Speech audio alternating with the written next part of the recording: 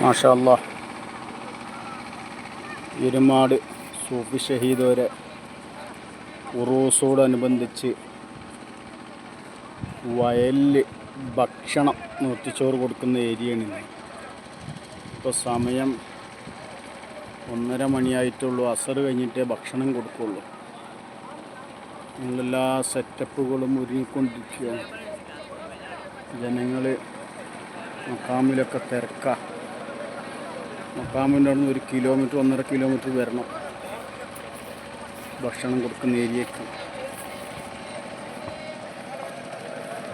ഭക്ഷണം കൊടുക്കാനുള്ള എല്ലാ സെറ്റപ്പുകളും റെഡിയാക്കി പിന്നെ അതിന് ഖിദ്മത്ത് ചെയ്യുന്ന ആളുകളാണിത്.